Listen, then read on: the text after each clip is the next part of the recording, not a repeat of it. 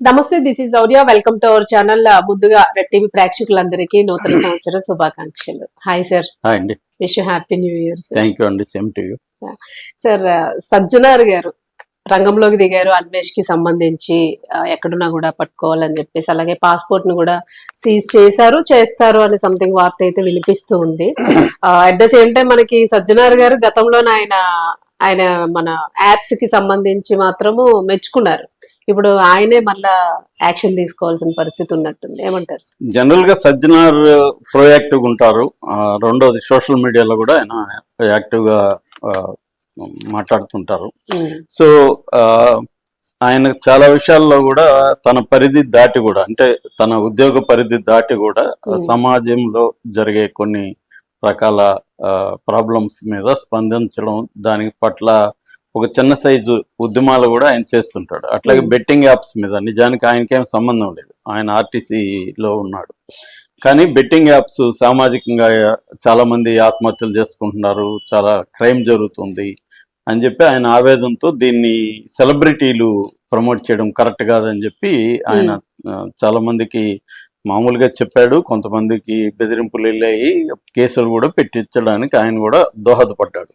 ఈ క్రమంలో betting apps కి సంబంధించి ప్రమోటర్స్ మీద అన్వేష్ కూడా గట్టిగానే పోరాటం చేస్తున్నాడు ముందు నుంచి కూడా. సో మామూలుగా ఏంటంటే అన్వేష్ ఎప్పుడు బెట్టింగ్ యాప్స్ ని ప్రమోట్ చేయలేదు. అతను ఏది కూడా కమర్షియల్ ప్రమోట్ చేయలేదు. ఆయనకి ఏంటంటే యూట్యూబ్ ఛానల్లో వచ్చే డబ్బుల్ని ఆయన తీసుకుంటున్నాడు తప్ప మిగతా వేరే చేయట్లేదు. సో అందుకని వీళ్ళు బెట్టింగ్ యాప్స్ ని చాలా మంది యూట్యూబర్స్ కావచ్చు, మిగతా సోషల్ మీడియా వాళ్ళు కావచ్చు, బెట్టింగ్ యాప్స్ ప్రమోట్ చేస్తే డబ్బులు వస్తాయి అనేది వాళ్ళు తీసుకొని చేస్తున్నారు. రెండోది లీగల్ కదా అనుకుంటారు చాలా మందికి. బెట్టింగ్ యాప్స్ ఎన్ని రకాలు ఉన్నాయి తెలీదు. లీగల్ గా కూడా క్లియర్ గా లేదు. అవేంటంటే స్టేట్ లాస్ ఒకటి ఉంటాయి, నేషనల్ లాస్ ఒకటి ఉంటాయి. ఏ స్టేట్ లో ఏమి లాస్ ఉన్నాయి ఇవన్నీ ఇంప్లిమెంట్ అయితే గానీ తెలియదు. అలా కూడా చాలా జరిగింది. దానివల్ల ఇటు అన్వేష్ ఇటు సజ్జనార్ ఇద్దరు కూడా దాని మీద పోరాటం చేపట్టి కొంతవరకు గవర్నమెంట్స్ కూడా రంగంలోకి దిగి దాన్ని మామూలుగా ఆన్లైన్ ఫెన్సింగ్ అంటారు. ఆన్లైన్ ఫెన్సింగ్ అంటే ఈ రాష్ట్రం పరిధిలో కానీ బెట్టింగ్ యాప్ ఓపెన్ అయ్యి కానీ ఇమీడియట్ గా వాళ్ళకి సిగ్నల్ వెళ్ళిపోతుంది అనమాట సైబర్ సెల్ కి. సో ఎవరు చేశారు ఏంటి లొకేషన్ బట్టి వాళ్ళు ఫైండ్ అవుట్ చేస్తారు. అటువంటి కొన్ని మెజర్స్ పెట్టారు. అట్లాగే సెలబ్రిటీలు ఎవరు కూడా ప్రమోట్ చేయొద్దని కూడా చెప్పారు. దానివల్ల కొంతవరకు కంట్రోల్ అయిందని చెప్పచ్చు. అందుకని సజ్జనార్ అప్పుడు అన్వేష్ తో మాట్లాడాడు, అన్వేష్ అభినందించాడు. అలాగా వాళ్ళిద్దరి మధ్య ఒక ఫ్రెండ్షిప్ అనుకోవచ్చు ఒకటి ఏర్పడింది. అయితే ఇప్పుడు అదే సజ్జనారు అన్వేష్ ని అరెస్ట్ చేయడానికి రంగంలో దిగాడని నిన్న కళ్యాణి పంజగుట్ట పోలీస్ స్టేషన్ లో వెళ్ళి కంప్లైంట్ ఇచ్చింది. ఆమె పోలీసులు రంగంలో దిగుతారంటున్నారు. ఈ సందర్భంగా సజ్జనార్ అయితే ఓపెన్ గా ఇప్పటి వరకు ఏం ట్వీట్ గానీ ఏం చేయలేదు. కానీ మనకు వస్తున్న వార్త ఏంటంటే సజ్జనార్ రంగంలోకి దిగుతున్నాడు, ఇతను పాస్పోర్ట్ సీజ్ చేయబోతున్నారు. పాస్పోర్ట్ సీజ్ చేస్తే ఇంకా ఏ దేశంలో ఉండడానికి లేదు. తర్వాత ఆ దేశాలతో మనకి ఇంటర్పోల్ ఉంది, ఇంటర్పోల్ తో కాంటాక్ట్ చేసి ఆ దేశాలను ఏ దేశంలో ఉన్నా అతను పట్టుకురావడం పెద్ద విషయం అయితే కాదు. ఎందుకంటే ఇప్పుడు ఆల్రెడీ విహెచ్పి విశ్వ హిందూ పరిషత్ వైజాగ్ లో కంప్లైంట్ ఇచ్చారు, తెలంగాణలో కూడా చాలా చోట్ల ఇచ్చారు. రీసెంట్ గా కరాటే కళ్యాణ్ ఆమె బీజేపీ నాయకురాలు ఆమె పంజగుట్లో కంప్లైంట్ ఇస్తే పంజగుట్లో బిఎన్ఎస్ భారతీయ న్యాయ సంహిత 352, 79, 299 ఈ 3 సెక్షన్ల కింద పెట్టారు. అట్లాగే ఐటీ యాక్ట్ 67 పెడుతుంటారు జనరల్ గా. ఇలాంటివి ఐటీ యాక్ట్ కింద కూడా పెట్టారు. అంటే సమాజంలో ఒక మత ధర్మాన్ని కించపరిచి చాలా మందిని ఇచ్చేయడం, సమాజంలో ఒక మత ఘర్షణలకు దారితీసే విధంగా ప్రవర్తించడం, వివిధ వర్గాల మధ్య గొడవలు పెట్టే విధంగా ప్రవర్తించడం, ఇలాంటి దీంట్లో అతని మీద కేసులు ఉన్నాయి. కాబట్టి ఇప్పుడు ఎఫ్ఐఆర్ కూడా నమోదైంది. కాబట్టి డ్యూ ప్రాసెస్ ఏంటంటే అతని ముందుగా పాస్పోర్ట్ ని రద్దు అంటే ఫ్రీజ్ అంటారు, ఫ్రీజ్ చేస్తారు. ఫ్రీజ్ చేసినప్పుడు ఇంకెక్కడ కూడా పాస్పోర్ట్ చెల్లదు. నెక్స్ట్ స్టెప్ ఏంటంటే అతను ఏ కంట్రీలో ఉన్నాడో చూసుకొని ఆ కంట్రీలో నుంచి చేయడం. ఇప్పుడైతే నిన్న కంబోడియాకు వెళ్ళినట్టుగా తెలుస్తుంది. కంబోడియాలో అతను వాంకర్ వాట్ టెంపుల్ మీద వీడియో పెట్టాడు. అలాగే ఈ మధ్య సెంటిమెంటల్ గా వాళ్ళ అమ్మ వాళ్ళ నాన్న వాళ్ళ వీడియోలు పెడుతున్నాడు వరుసగా. నిన్న కూడా అమ్మకు సంబంధించి ఆమె ఏ పిండి వంటలు చేసుకొచ్చింది, తల్లి ప్రేమ అంటే ఇలాగా ఉంటది అన్నట్టుగా ఆయన పెట్టాడు. దాని కింద కామెంట్లు చాలా ఘోరంగా ఉన్నాయి. వాళ్ళ అమ్మను కూడా చాలా నీచంగా మాట్లాడుతూ కామెంట్లు, అంటే అతను ఘోరమైన బూతులతో కామెంట్ పెట్టాడు వీడియోలో. దానికి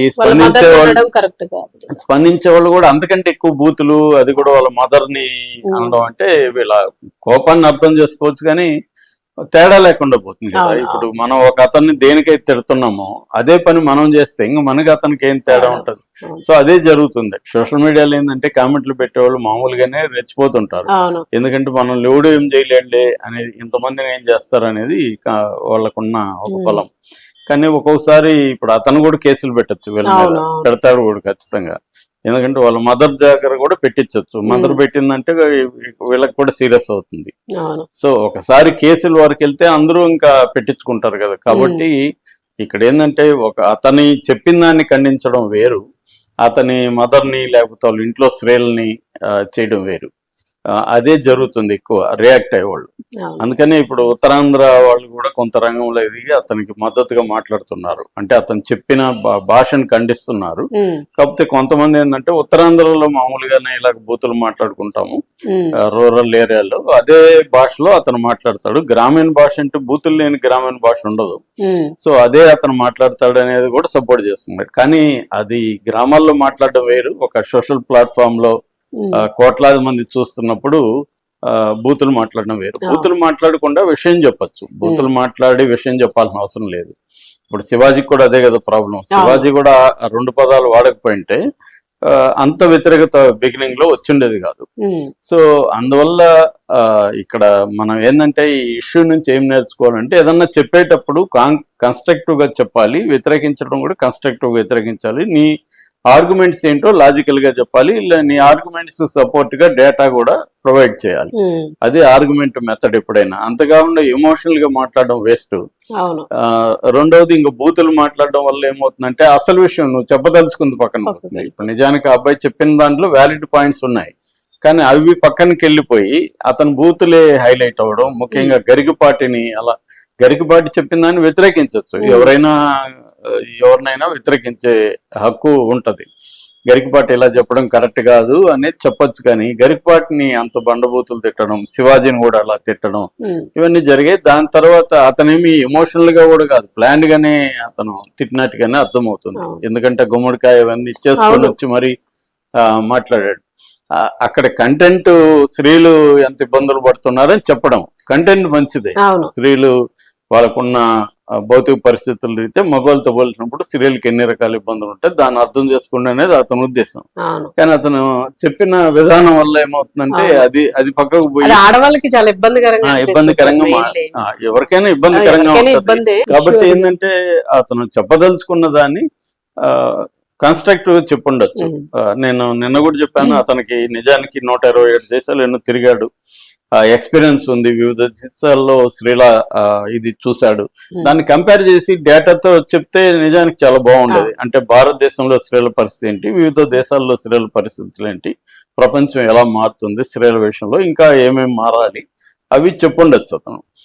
అంటే బట్టల విషయం అనేది కంటే కూడా స్త్రీల కండిషన్స్ ఎలా ఉన్నాయి, స్త్రీలు ఎట్లా మారుతున్నారు. ఇక్కడ ఇంకా ఇండియాలో కూడా, ఇప్పుడు ఇండియాలో స్త్రీల పరంగా కూడా చాలా మార్పులు వచ్చాయి. ఇప్పుడు బీజేపీ ప్రభుత్వం వచ్చినా కూడా 33% పొలిటికల్ గా కూడా ఎమ్మెల్యేలు ఎంపీల్లో రిజర్వేషన్ రావడం కావచ్చు.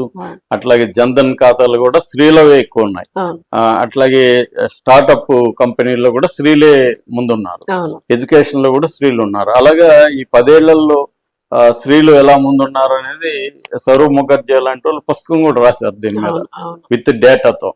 సో అది చెయ్యాలి, కానీ ఈ పనికిమాల డిస్కషన్ పెట్టి అతను చాలా మందికి ఇదయ్యాడు. ఇప్పుడు ఖచ్చితంగా సజ్జనారు, ఒకప్పుడు పొగిడిన సజ్జనారు కూడా ఏంటంటే కాంటెక్స్ట్ ను బట్టే కదా ఆయన రియాక్ట్ అవుతాడు, ప్రతిదాన్ని సపోర్ట్ చేయలేడు కదా ఆయన కూడా. కాబట్టి ఆయన మీద కూడా ప్రెజర్ ఉంటది. మీరు పొగిడారు కదా, ఇప్పుడు మరి మీరు పొగిడిన వ్యక్తి ఇలా మాట్లాడుతుంటే మీరు ఎందుకు ప్రెజర్ వస్తుంది కదా, అది కూడా అడుగుతున్నారు. మీరు ప్రతిదానికి ఇంటర్వ్యూన్ అవుతారు కదా, దీంట్లో వాడు అలా మాట్లాడుతుంటే హిందూ మతం మీద, సీతా ద్రౌపదుల మీద ఇలాగ మాట్లాడుతుంటే, పైగా హిందువులే రేప్ చేస్తారు అన్నట్టుగా అతను వ్యాఖ్యానం చేస్తుంటే మీరు ఎందుకు సైలెంట్ గా ఉన్నారనేది ఆయనకు కూడా వస్తుంది. కాబట్టి ఆయన కూడా రంగంలో దిగాల్సిన పరిస్థితి అయితే ఏర్పడింది. Thank you sir.